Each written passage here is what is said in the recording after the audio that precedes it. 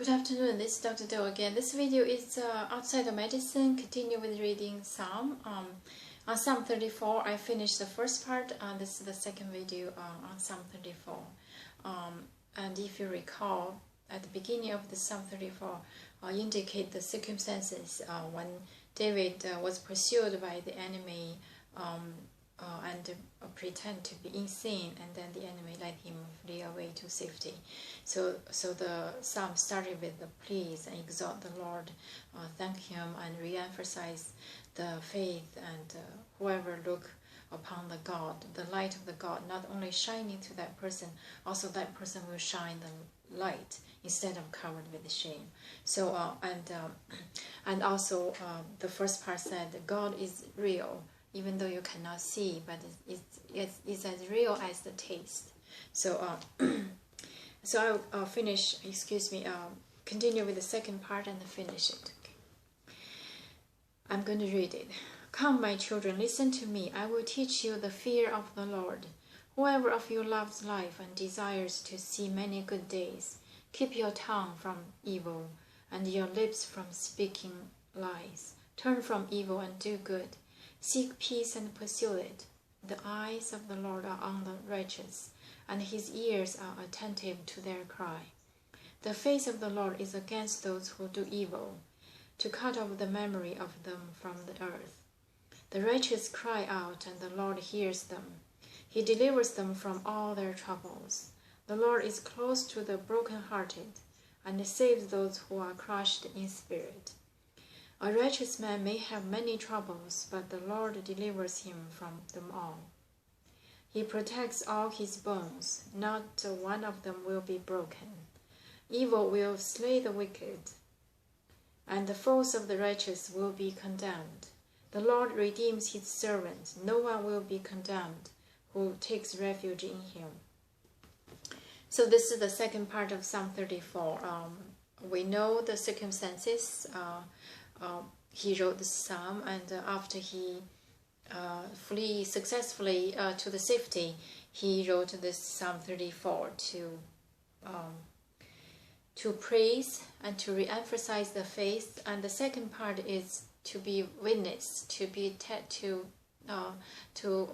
like a testimony to the God, how wonderful the God is. So he said, "Come, my children, listen to me. I will teach you the fear of the Lord.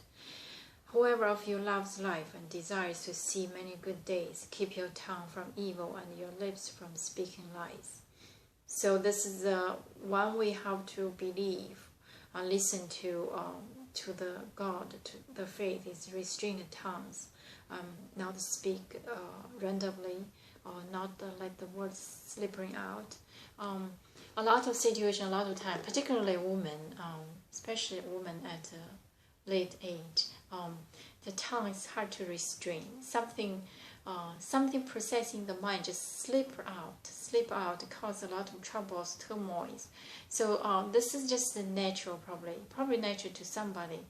So having said about this, I think the restrained tongue require a solid mind, very calm, equanimity, and peaceful inside of the heart, in order to restrain the tongue. So this is a long-term practice. So that's why he said start from young. Listen to me, children.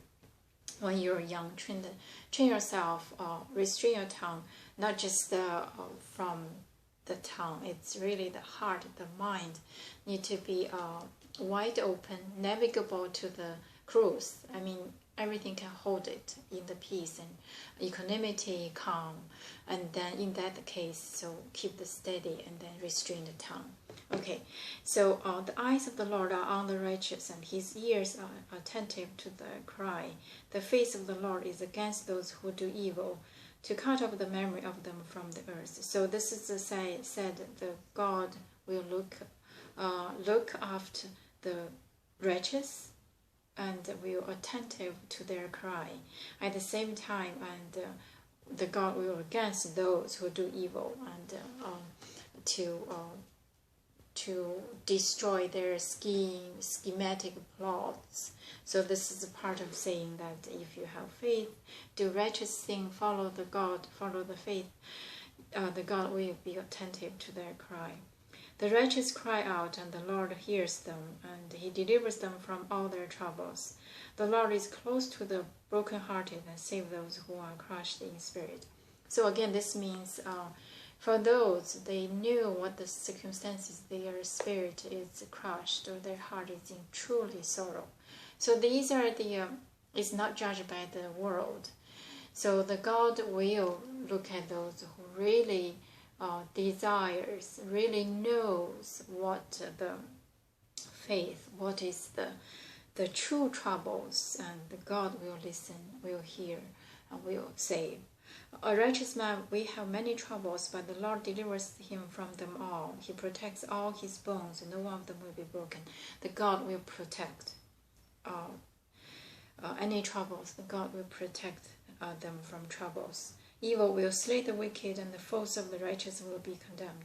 So if those, in God's eyes, not in humans' eyes, evil in God's eyes will be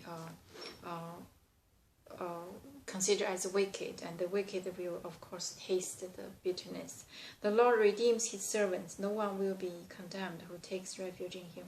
So the God will redeem those who serve him or have belief in him. I think it's not necessarily have to serve in the church or synagogue, but you serve anyway. You serve by small things. You're still serving with a humble heart. The servant doesn't mean you really be a servant. I consider everybody is a servant, even though no matter, regardless what the social status you're living on, you're probably very high, but you, in terms of this, in terms of faith, your heart, you still need to consider yourself as a servant. That's the true true servant in the God eyes, and God will protect those. On the other hand, those people think, I am above everything, I am not a servant to God because I have servant to serve me. That is different. The servant, whoever work for you, or the servant to the God, is different. Okay, it's not judged by the world, not your profession, not your livings, not what you're doing for livings. This is the faith in terms of serving. The servant concept is whoever serve in any ways to serve God.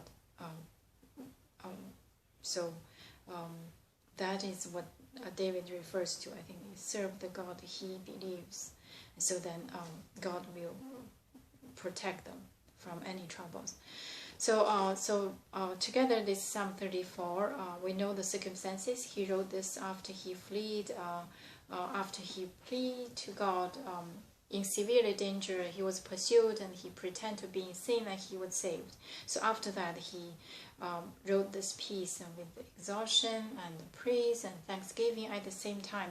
Not keep that inside and keep that as testimony to the God, how great God is, to teach the children, the young, all the people around him. Doesn't have to be his children, just everybody, the children of God, or children of all the young generation, or everybody, the children of God. Just teach, share his experience, and continuously emphasize the faith.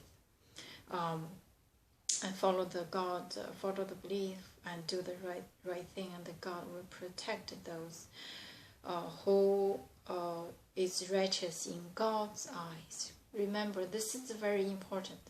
What is righteous? What is the true righteous? You need to make sure, first of all, in whose eyes? Not everybody, not your friends' eyes, not your wives, your husbands, not neighbors. No, it's just the God eye. In God's eyes, you're doing the righteous thing. That's considered as righteous. But anyway, so this is Psalm 34. From the Psalm 34, I see the faith, I see the belief, and I see the sharing for the testimony for what God has done for him. So thank you for watching, and I hope you can read and interpret in your own way. I'll see you next time.